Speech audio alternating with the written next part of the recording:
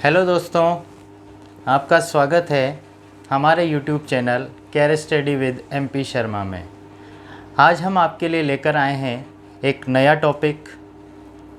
उसका नाम है मैट्रिक्स गुणन के गुणधर्म, प्रॉपर्टीज़ ऑफ मैट्रिक्स मल्टीप्लिकेशन। कल हम लोगों ने पढ़ा था कि मैट्रिक्स का जो योग होता है उसके गुणधर्म क्या है।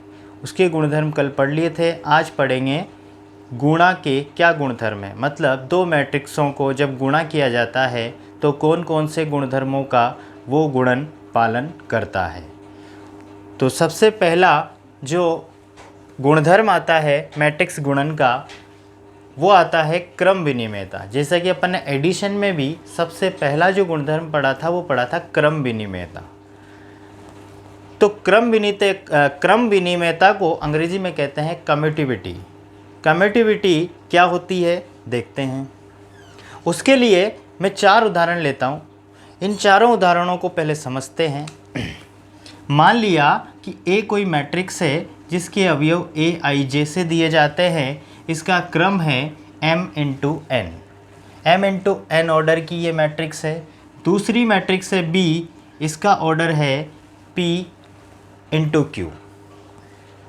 अब अगर आपको यहाँ पर गुणन देखना है कि डिफाइन होगा कि नहीं होगा, कल अपन ने बात करी थी कि गुणन सबसे पहले ये देखना है कि मैट्रिक्सों को गुणा करना संभव होगा कि नहीं होगा। इसका पता अपन कैसे करते हैं? इसका पता करते हैं कि पहली मैट्रिक्स में कॉलम की संख्या और दूसरी मैट्रिक्स में पहली मैट्रिक्स में कॉलम की संख्या और दूसरी मैट्रिक्स में रोज़ की संख्या अगर बराबर है तो दोनों मैट्रिक्सों को गुणा किया जा सकता है।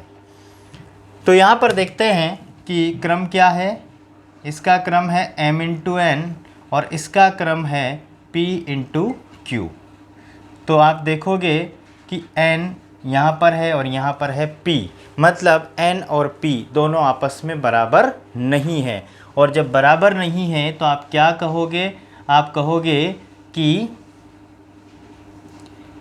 AB संभव नहीं होगा। AB संभव नहीं होगा, A और B को गुणा करना संभव नहीं होगा। तो अपन देख लेते हैं कि क्या BA संभव होगा। चेक करो, BA करना है तो पहले B का ऑर्डर लिखेंगे। B का ऑर्डर क्या है? P into Q। और A का ऑर्डर क्या है? M into N। अब देखो यहाँ पर आता है Q और M, ये भी दोनों बराबर नहीं है। तो आप यहाँ पर भी क्या कहोगे कि BA भी संभव नहीं है। समझ में आई बात? गुणा में यही तो देखते हैं कि पहली मैट्रिक्स में स्तंभों की संख्या दूसरी मैट्रिक्स में पंक्तियों की संख्या के बराबर होनी चाहिए, तभी गुणनफल डिफाइन होगा, तभी दो मैट्रिक्सों को गुणा किया जा सकेगा। यहाँ पर आपने देखा कि न तो AB संभव है और न ही BA संभव है। अब बात करें दूसरे एग्जाम्पल की। यहाँ पर आप देखो कि A एक मैट्रिक्स है जिसका ऑर्डर है m इंटू p। तो मैं यहाँ लिखता हूँ ऑर्डर m इंटू p। दूसरी मैट्रिक्स का ऑर्डर है p इंटू m। देखो पहली मैट्रिक्स में जो कॉलम की संख्या है वो दूसरी मैट्रिक्स के रोज़ की संख्या के बराबर है, मतलब ये गुणनफल संभव है। यानी आप यहाँ पे क्या लिखोगे कि AB संभव है। देखो कि क्या BA संभव है, तो B का ऑर्डर पहले लिखो P इंटू M, A का ऑर्डर बाद में लिखो M इंटू P। यहाँ पर भी आप देखोगे M और M दोनों क्या है? सेम है। तो आप क्या कहोगे कि यहाँ पर BA भी संभव है। क्लियर है बात? अब AB भी संभव है और BA भी संभव है, लेकिन ज़रूरी नहीं है कि ये AB और BA दोनों बराबर हो। इसको आगे अपन एक एग्जाम्पल से समझेंगे। फिलहाल के लिए सिर्फ इतना अपन देख रहे हैं कि क्या गुणनफल संभव होगा और गुणनफल संभव नहीं होगा। अगला उदाहरण देखो, एक मैट्रिक्स है A जिसका ऑर्डर है m इंटू n, दूसरी मैट्रिक्स है जिसका ऑर्डर है n इंटू m। तो आप देखो ए बी संभव होगा क्या? m इंटू एन यहाँ पर लिखा मैंने, n इंटू एम यहाँ पर लिखा, n और n दोनों इक्वल है, मतलब आप कहोगे कि ए बी संभव है। यहाँ पर देखो बी ए के लिए चेक कर लो, मैंने लिखा n इंटू एम और यहाँ पर लिखा m इंटू एन, यहाँ पर m इंटू एम। मतलब पहली वाली मैट्रिक्स में कॉलम की संख्या दूसरी वाली मैट्रिक्स की रोज़ की संख्या के बराबर है, यानी कि यहाँ पर ये गुणनफल भी संभव होगा। तो आप लिखोगे कि बी ए भी संभव है। तो इस प्रकार से आप चेक कर सकते हो कि कौन सा गुणनफल संभव है और कौन सा गुणनफल संभव नहीं है।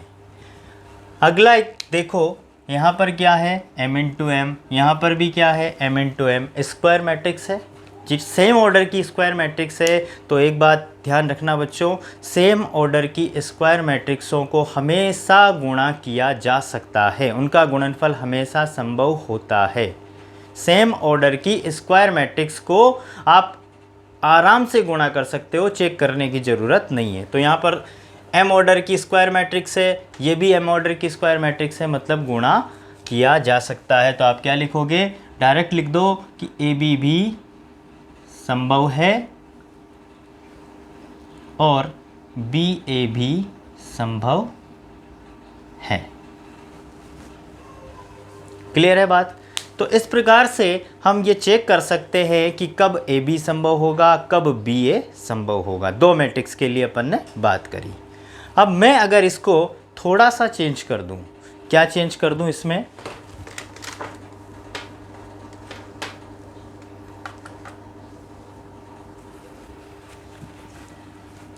मैं इसमें चेंज कर देता हूं यहाँ पर ऑर्डर,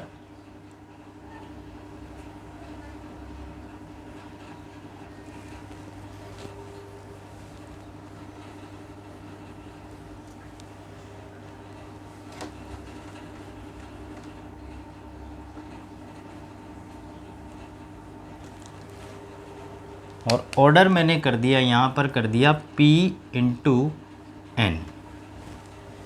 तो जब मैं यहाँ ऑर्डर कर दूँ P इंटू एन, तो देखो ये M इंटू पी, ये P इंटू एन हो जाएगा। P और P सेम है, मतलब वही ए बी तो क्या होगा, संभव होगा। अब देखो कि बी ए संभव होगा क्या, तो बी ए में पहले आप क्या लिखोगे, P इंटू एन, फिर क्या लिखोगे, M इंटू पी। अब देखो यहाँ पर आया n और यहाँ पर आया m, दोनों इक्वल नहीं है। तो दोनों इक्वल नहीं है तो आप क्या लिखोगे कि बी ए संभव नहीं होगा। बात समझ में आ रही है? नेक्स्ट देखो, यहाँ है m इंटू एन, मैं यहाँ पर कर देता हूँ n इंटू पी। तो m into N A B के लिए आप देखोगे इसका ऑर्डर पहले, फिर इसका order n into P. n और n इक्वल है, मतलब ए बी तो संभव होगा इस स्थिति में भी। अब देखो कि क्या बी ए संभव होगा, तो बी ए के लिए पहले आप लिखोगे n इंटू पी, बाद में लिखोगे m इंटू एन। p और m दोनों इक्वल नहीं है, तो आप क्या लिखोगे कि बी ए संभव नहीं होगा। तो इस प्रकार से मैंने आपको ये बताया कि आप आराम से चेक कर सकते हो कि कब दो मैट्रिक्सों को गुणा करना संभव होगा और कब दो मैट्रिक्सों को गुणा करना संभव नहीं होगा। अब यहाँ पर तो आपको ये पता लग रहा है तीनों ही स्थितियों में ए बी संभव नहीं होगा, बी ए बी संभव नहीं होगा। दूसरी स्थिति में ए बी तो संभव है, बी ए संभव नहीं है। तीसरी स्थिति में ए बी संभव है, बी ए संभव नहीं है। तो इन तीनों स्थितियों में तो क्लियर है कि ए बी और बी ए दोनों आपस में बराबर हो ही नहीं सकते। लेकिन ये जो चौथी स्थिति है, यहाँ पर ए बी भी संभव है और बी ए भी संभव है। तो तीन स्थितियों से तो ऐसा लग रहा है कि A B is not equal to B A, यानी गुणन जो है, मैट्रिक्सों का गुणन क्रम विनिमय नियम की पालना नहीं करता। परंतु इस चौथी स्थिति में विरोधाभास वाली स्थिति आ रही है कि ए भी संभव है, बी ए भी संभव है।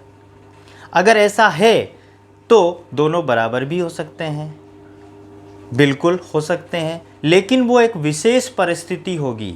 कभी भी ए बी और बी ए बराबर नहीं होंगे, केवल कुछ परिस्थितियों में, और वो विशेष परिस्थिति क्या होती है उसको अपन आगे डिस्कस करेंगे। फिलहाल के लिए अपन यही याद रखेंगे कि A B is not equal to B A. तो फिर इस चौथी स्थिति को आपको समझाना पड़ेगा। उसी के लिए मैंने एक उदाहरण यहाँ पर लिखा है कि ए एक मैट्रिक्स है, 2 ऑर्डर की स्क्वायर मैट्रिक्स है, 2 इंटू 2 की स्क्वायर मैट्रिक्स है, और ये भी 2 इंटू 2 की स्क्वायर मैट्रिक्स है, जैसा कि ऊपर वाली स्थिति में दर्शाया गया है। अब गुणा करके देख लेते हैं। पहले मैं गुणा कर लेता हूँ ए बी। आपको पता है गुणा कैसे करते हैं, कल अपन ने सीखा था। पहली वाली मैट्रिक्स की रो लेते हैं, दूसरे वाली मैट्रिक्स का कॉलम लेते हैं। 1 को 1 से मल्टीप्लाई किया 1, प्लस 0 को 0 से मल्टीप्लाई किया 0। फिर दूसरे कॉलम में आ जाओ, 1 को 0 से मल्टीप्लाई किया 0 और 0 को 0 से मल्टीप्लाई किया 0। अब दूसरी पंक्ति लेते हैं, 1 को 1 से मल्टीप्लाई किया 1, 0 को 0 से मल्टीप्लाई किया 0। अगेन दूसरा कॉलम लेते हैं, 0 प्लस 0। तो जो ए बी आपके पास आता है वो क्या आ गया, 1 0 1 0। ए बी का मान क्या आ गया। अब आप क्या करो, बी ए निकाल के देख लो। तो बी ए निकालूंगा तो पहले मैं क्या लिखूंगा, बी मैट्रिक्स लिखूंगा, 1 0 0 0, और ए लिखूंगा बाद में 1 0 1 0। तो बी ए का जो मान आएगा वो क्या आएगा, गुणा करिए। पहले वाली मैट्रिक्स का तो क्या लेते हैं, पंक्ति, दूसरी वाली मैट्रिक्स का लेते हैं कॉलम। 1 को 1 से मल्टीप्लाई किया 1, 0 को 1 से किया 0, 1 प्लस 0 मैं डायरेक्ट लिख देता हूँ, कितना होगा 1। दूसरे कॉलम से करें 0 प्लस 0 तो 0 आना है। फिर इसको किया 0 प्लस 0 तो 0 आना है। इसको किया 0 प्लस 0 तो 0 आना है। अब ध्यान से देखो, ए बी तो आया 1 0 1 0, बी ए आया 1 0 0 0। क्लियर है। तो साफ पता लग रहा है आपको कि A B is not equal to B A. और जब A B is not equal to B A, इसका ये मतलब हुआ कि मैट्रिक्स का जो गुणन होता है वो क्रम विनिमय नियम की पालना नहीं करता है। ठीक है बच्चों, आया समझ में। चाहो तो इसको नोट कर लो, और आप चाहो तो डिस्क्रिप्शन बॉक्स में जाकर हमारी पीडीएफ फाइल को डाउनलोड कर लीजिए। आज से डिस्क्रिप्शन बॉक्स में हम आपको लिंक देंगे जिससे आप नोट्स डाउनलोड कर सकते हो। ठीक है। अगला जो गुणधर्म आता है मैट्रिक्स के गुणन में, वो आता है सहचर्यता, जिसे कहते हैं एसोसिएटिविटी। बहुत ही आसान है, इसमें ज़्यादा कुछ विशेष आपको याद रखने की ज़रूरत नहीं है। बस इतना याद रखना है कि सहचर्यता आप तभी निकाल सकते हो, तभी देख सकते हो जब आपके पास कम से कम 3 मैट्रिक्स दे रखी हो। तो अगर आपके पास 3 मैट्रिक्स है ए बी और सी, तीनों मैट्रिक्सों में ए बी और बी सी गुणन अगर डिफाइन है, ध्यान से सुनो, 3 मैट्रिक्स आपको दे रखी है ए बी और सी, साथ ही ये भी दिया है कि ए बी और बी सी दोनों गुणन संभव है, अर्थात ए और बी मैट्रिक्स को गुणा किया जा सकता है, बी और सी मैट्रिक्स को गुणा किया जा सकता है। अगर ऐसा दिया गया है तो उस स्थिति में क्या होता है कि आप ए बी को गुणा करके उसको जो गुणन आता है उसको सी से गुणा करो, चाहे पहले BC को गुणा करके फिर जो गुणनफल आता है उसको A मैट्रिक्स से गुणा करो, दोनों ही स्थितियों में रिजल्ट सेम आना है और इसे कहते हैं सहचर्यता नियम। कहने का मतलब ये है कि जो मैट्रिक्स का गुणन होता है वो सहचर्यता गुणधर्म का पालन करता है। ये चीज़ आपको ध्यान रखनी है। उसके बाद तीसरा गुणधर्म आता है आइडेंटिटी, तत्समकता। ये इम्पोर्टेंट है। तत्समकता का मतलब क्या होता है? आइडेंटिटी मैट्रिक्स हम लोगों ने पढ़ी थी क्या होती है। आइडेंटिटी मैट्रिक्स ऐसी मैट्रिक्स होती थी जिसमें विकर्ण के अलावा बाकी सभी अवयव 0 हो और साथ ही विकर्ण के अवयव का मान 1 हो, वो मैट्रिक्स कहलाती है आइडेंटिटी मैट्रिक्स। तो तत्समकता का मतलब होता है, जैसा रिवाइज करो, जब अपन एडिशन की प्रॉपर्टीज़ पढ़ रहे थे मैट्रिक्स की, वहाँ अपन ने देखा था कि मैट्रिक्स के अंदर क्या जोड़ें कि वही मैट्रिक्स वापस आ जाए। जो चीज़ जोड़ रहे हैं उसे कहते थे योज्य तत्समक। तो यहाँ पर क्या कहेंगे? गुणन तत्समक। लेकिन थोड़ा सा बोलने का तरीका भी बदलेगा, चीज़ भी बदलेगी। कैसे? वहाँ कह रहे थे कि किसी भी मैट्रिक्स में क्या जोड़ें कि वही मैट्रिक्स मिल जाए। जोड़ने की बात हो रही थी, यहाँ पर बात किसकी होगी? गुणा करने की। तो किसी भी मैट्रिक्स को किससे गुणा करें कि वही मैट्रिक्स आ जाए, तो वो कहलाएगा तत्समक अवयव। आप कह सकते हो गुणन तत्समक। ठीक है, तो गुणन तत्समक क्या होगा? आप खुद सोचो, किसी भी मैट्रिक्स को किससे गुणा करो कि वही मैट्रिक्स आपको मिले, तो सीधा सीधा आपका जवाब होगा कि इकाई मैट्रिक्स से। तो जो इकाई मैट्रिक्स होगी वो इकाई मैट्रिक्स क्या कहलाएगी? इकाई मैट्रिक्स ही कहलाएगी गुणन तत्समक। ठीक है, अब इसको समझते हैं। मान लो कि A एक मैट्रिक्स है, Aij m इंटू n क्रम की। Im एक आइडेंटिटी मैट्रिक्स है और आइडेंटिटी मैट्रिक्स जो है वो सेम ऑर्डर की है, मतलब स्क्वायर मैट्रिक्स है, तो m ऑर्डर की। क्या कहोगे आप? m ऑर्डर की या m क्रम की इकाई मैट्रिक्स। और जो In है वो क्या है? n क्रम की इकाई मैट्रिक्स। अब समझते हैं ये जो लिखा है कि ये कैसे लिखा है, इसका मतलब क्या है। अब मैंने यहाँ तो लिखा कि Im A से गुणा होकर A बनेगा, और यहाँ लिखा है कि A In से गुणा होकर A बनेगा। तो ये ऐसे कैसे लिखा? तो इसको आप आसानी से समझ सकते हो। गुणन का अगर बेसिक आपने सीखा, इसीलिए मैंने वो 4 आपको अलग अलग स्थितियां बताई थी। सबसे पहले आपको ये पता होना चाहिए कि गुणन संभव है अथवा नहीं है, वहीं से ये चीज़ समझ में आती है। देखो, A जो मैट्रिक्स है उसका क्रम क्या है? m into n। और Im जो मैट्रिक्स है उसका क्रम क्या है? m into m। तो n और m जब आप देखोगे तो n और m आपस में बराबर ही नहीं है। तो बराबर ही नहीं है तो आप पहले A मैट्रिक्स को नहीं ले सकते। इसका मतलब क्या होगा कि Aim संभव ही नहीं होगा, संभव नहीं है। लेकिन IMA संभव होगा। इस चीज़ को आप पहले लिखो, m इंटू m, और A को बाद में लो। उसका क्रम क्या था? m into n। ये देखो m और m क्या हो गया? बराबर। मतलब पहली वाली मैट्रिक्स में नंबर ऑफ कॉलम्स दूसरी मैट्रिक्स की नंबर ऑफ रोज के इक्वल है। इसका मतलब ये मल्टीप्लिकेशन डिफाइन होगा। तो आप क्या लिखोगे कि IMA संभव है। इसी प्रकार यही चीज़ आप यहाँ पर देख सकते हो। जब आप देखोगे तो AIN तो डिफाइन होगा, INA डिफाइन नहीं होगा। ये आप खुद से चेक कर लीजिए। ठीक है, अब एक उदाहरण लेते हैं जिससे आइडेंटिटी को समझते हैं। मैंने यहाँ पर लिखी एक मैट्रिक्स A जिसका ऑर्डर क्या है, ऑर्डर है इसका 2 × 3। ये तो आप सीख ही गए ऑर्डर कैसे देखते हैं। और एक इकाई मैट्रिक्स लिखी 2 × 2 क्रम की।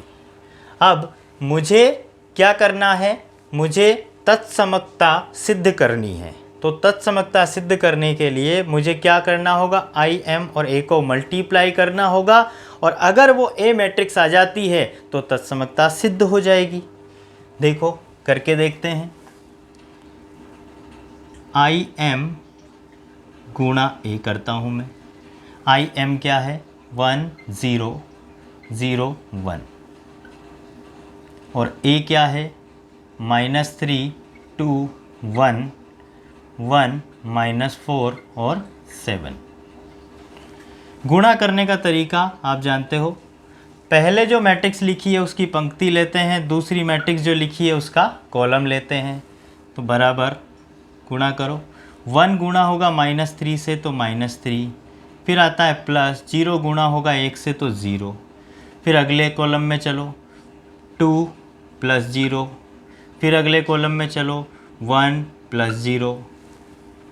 अब आ जाओ दूसरी पंक्ति में, तो 0 + 1, 0 -4,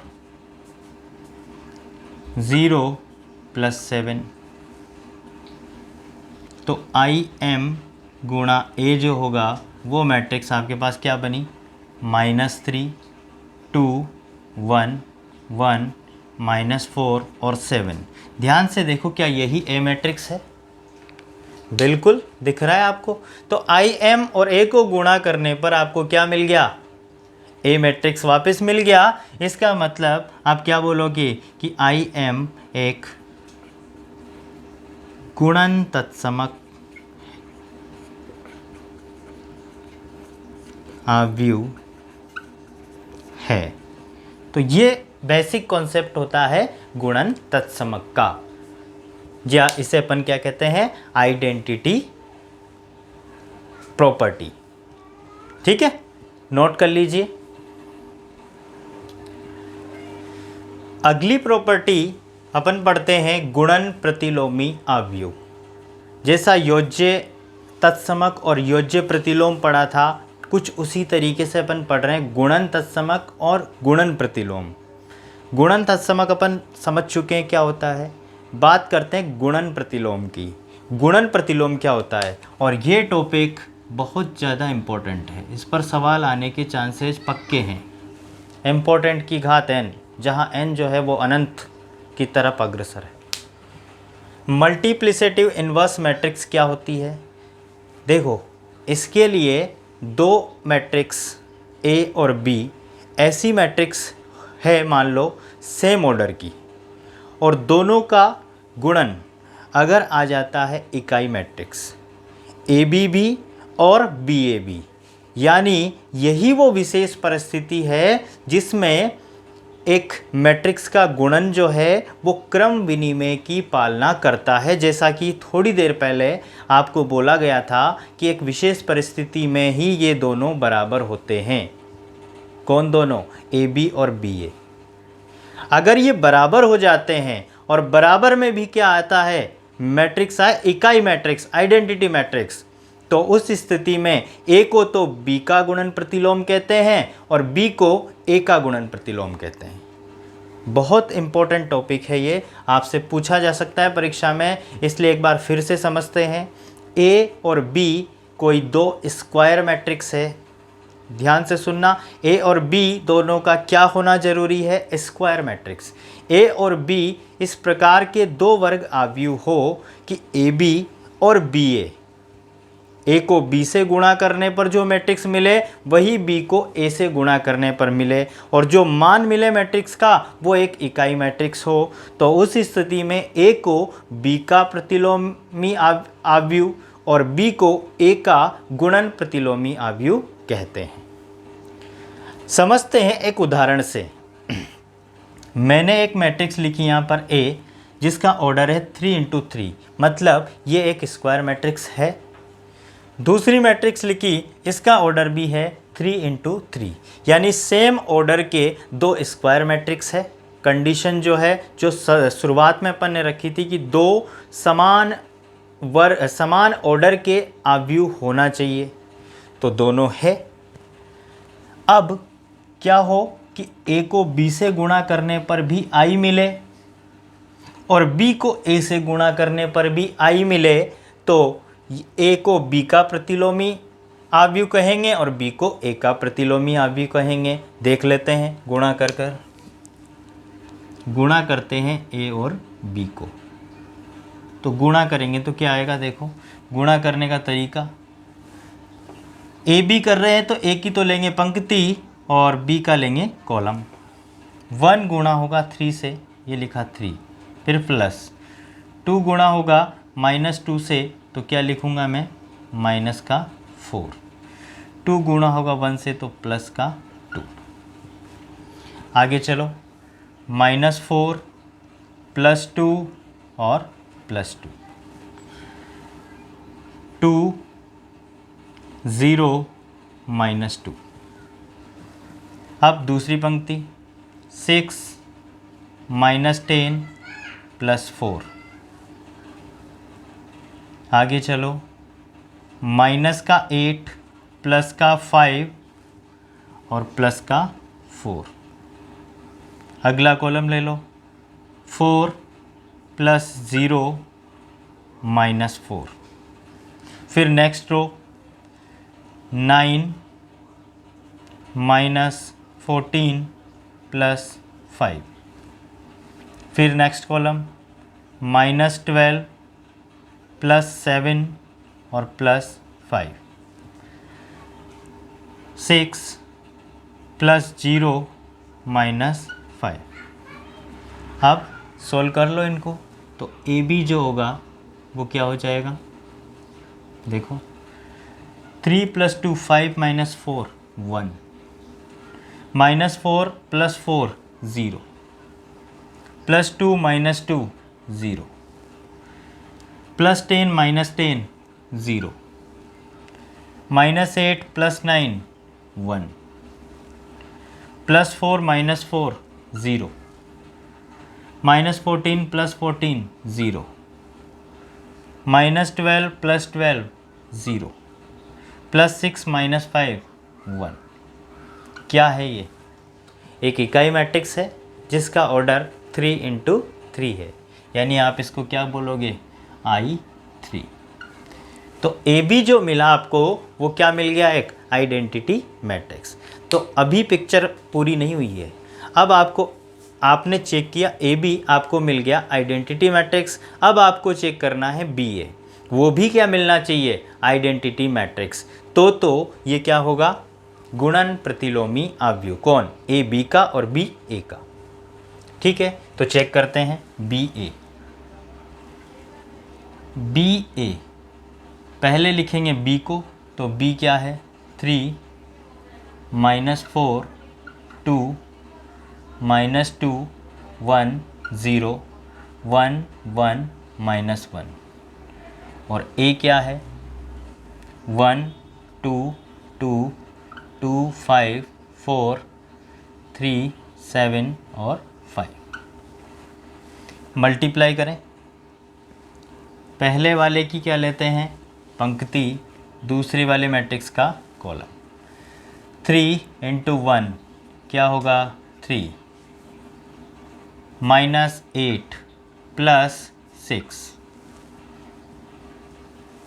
आगे चलो नेक्स्ट कॉलम में, 6 -20 +14। नेक्स्ट 6 -16 और प्लस का 10, माइनस का 2 प्लस का 2 और प्लस का 0। नेक्स्ट अवयव माइनस का 4 प्लस का 5 और प्लस का 0। नेक्स्ट अवयव माइनस का 4 प्लस का 4 प्लस 0। अगली पंक्ति 1 + 2 - 3, 2 + 5 -7, 2 + 4 -5। सोल्व करके बी ए चेक करो क्या आता है। 3 + 6 9 -8 1। 6 + 14 20 -20 0। 10 + 6 16 -16 0। -2 + 2 0। +5 -4 1। -4 + 4 0। +3 -3 0। +7 -7 0। +6 -5 1। ध्यान से देखो क्या है ये, एक इकाई मैट्रिक्स 3 × 3 क्रम का एक क्या है, इकाई मैट्रिक्स। आप इसे क्या कहोगे, I3। तो आपको ए बी भी मिला I3 और आपको बी ए भी मिला I3। तो ए बी का गुणन प्रतिलोमी आव्यूह होगा और बी ए का गुणन प्रतिलोमी आव्यूह होगा। क्लियर है ये चीज़? उदाहरण से मैंने आपको समझा दिया है, नोट कर लिए इसको। अगला जो गुणधर्म आता है गुणन का वो है बंटनता, डिस्ट्रीब्यूटिविटी। ये क्या है, बंटनता क्या होती है? बंटनता बहुत ही आसान चीज़ है, जैसा अपन ने सहचर्यता याद रखी थी उसी तरीके से बंटनता एक सिंपल याद रखना है आपको। बहुत आसान सी चीज़ है। अगर 3 मैट्रिक्स है, जैसे सहचर्यता में भी कितने मैट्रिक्स का होना जरूरी था, 3 मैट्रिक्स का, उसी तरीके से यहाँ पर भी कितनी मैट्रिक्स होनी चाहिए, 3 मैट्रिक्स। ए बी और सी 3 आव्यूह इस प्रकार से हैं कि उनका गुणन भी परिभाषित हो और उनका योग भी परिभाषित हो, मतलब उनको जोड़ा भी जा सके और उनको गुणा किया जाना भी संभव हो। अगर ऐसा हो तो वो मैट्रिक्स जो है वो बंटनता नियम का पालन करती है, तीनों मैट्रिक्स। अब बंटनता नियम क्या होता है? तो बंटनता नियम का मतलब होता है कि बी और सी को आपने जोड़ा और उसको तीसरी ए मैट्रिक्स से गुणा किया, तो जो गुणा होगा वो बी के साथ भी होगा और वही गुणा सी के साथ भी होगा और दोनों आपस में जुड़ जाएंगे। यानी कि ए बी प्लस बी ए सी जो होगा वो इसके इक्वल होगा। रिज़ल्ट पर कोई असर नहीं पड़ेगा, चाहे आप ऐसे करो चाहे आप ऐसे करो, रिज़ल्ट आपको सेम मिलेगा। ऐसे कुछ आगे अपने एक्सरसाइज में क्वेश्चंस भी आएंगे जहाँ पर अपन इन प्रॉपर्टीज़ को प्रूव भी करेंगे, वहाँ ये अच्छे से क्लियर हो जाएगी। अब ये ऐसा भी हो सकता है कि पहले ए और बी को जोड़ा और फिर सी से गुणा किया, तो अगर ऐसा होगा तो ए सी से गुणा होगा और बी सी से गुणा होगा। ए सी प्लस बी सी करने पर यही रिजल्ट मिलेगा जो आपको बाएं पक्ष में मिलेगा। यानी यहाँ पर LHS और RHS बराबर होती है। ये उदाहरणों से आगे अपन सिद्ध भी कर लेंगे, ठीक है। नेक्स्ट एक इम्पोर्टेंट टॉपिक आपकी बुक में दिया हुआ है, वो है जीरो डिविजर्स, शून्य के भाजक। शून्य के भाजक का कॉन्सेप्ट समझते हैं, क्या होता है शून्य के भाजक। देखो ए कोई मैट्रिक्स है जो नॉन ज़ीरो है। नॉन ज़ीरो का मतलब मैट्रिक्स जीरो मैट्रिक्स नहीं है। दूसरी मैट्रिक्स है बी, वो भी क्या है, एक नॉन ज़ीरो मैट्रिक्स है। अब इन दोनों को आपने गुणा किया और गुणा करने पर आपको क्या मिल जाए, ज़ीरो मैट्रिक्स।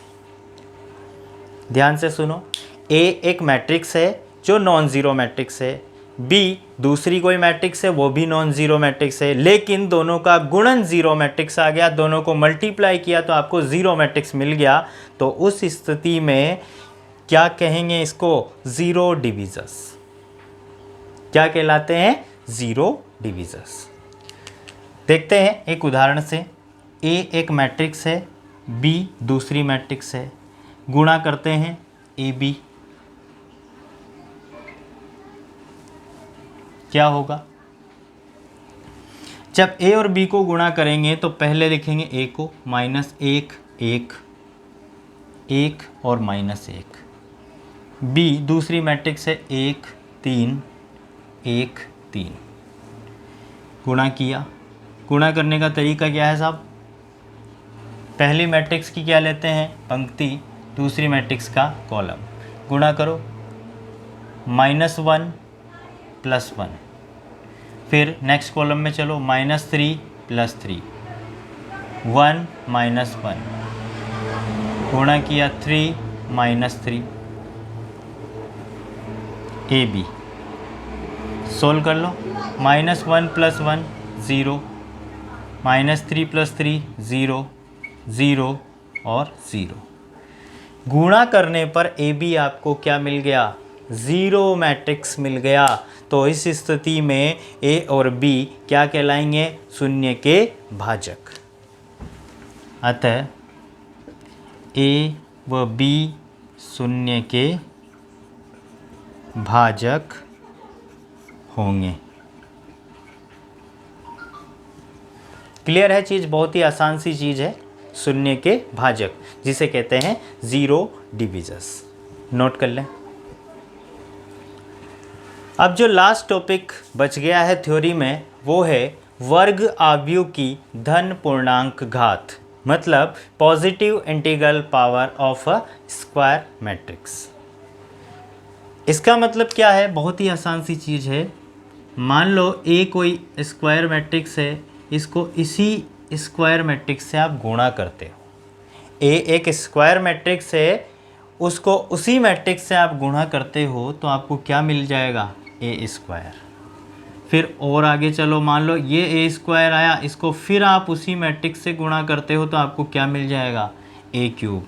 फिर आप ए क्यूब को अगेन ए से मल्टीप्लाई करते हो तो आपको क्या मिल जाएगा? ए पावर 4। यानी इन जनरल अपन क्या लिख सकते हैं? ए की पावर n-1 स्क्वायर मैट्रिक्स उसी स्क्वायर मैट्रिक्स से मल्टीप्लाई होगी तो आपको क्या मिलेगा? ए पावर n। ये एक सिंपल सी चीज़ है जो आपको याद रखनी है, ठीक है। कभी कभी ये एग्जाम्पल जो मैंने लिखा है वो इसलिए लिखा है, जब कंपटीशन एग्ज़ाम आप देने जाते हो, चाहे वो एनडीए का हो, चाहे वो एयरफोर्स नेवी वगैरह के एग्ज़ाम हो, वहाँ पर ऑब्जेक्टिव क्वेश्चन में एक चीज़ पूछ ली जाती है कि ट्रेस ऑफ मैट्रिक्स क्या होगा। तो बहुत ही आसान सा प्रश्न होता है, लेकिन अपने को पता नहीं होता है तो अपन उस क्वेश्चन को स्किप कर देते हैं। लेकिन याद रखना आप, ट्रेस क्या होता है? Trace of matrix.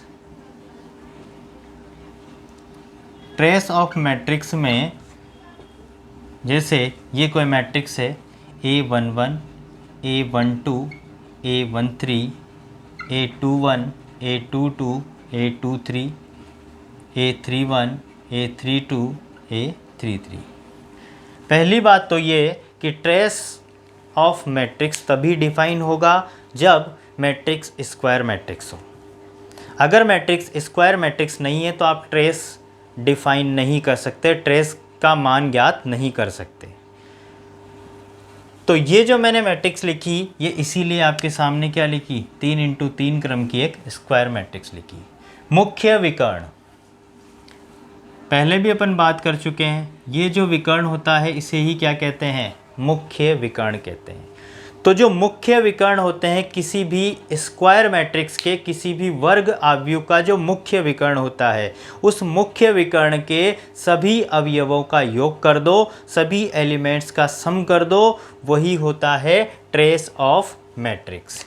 यानी अगर आपको लिखना है ट्रेस ऑफ ए, ये कोई ए मैट्रिक्स है, तो ट्रेस ऑफ ए आप क्या लिखोगे? A11 plus A22 plus A33, ये होता है ट्रेस ऑफ मैट्रिक्स।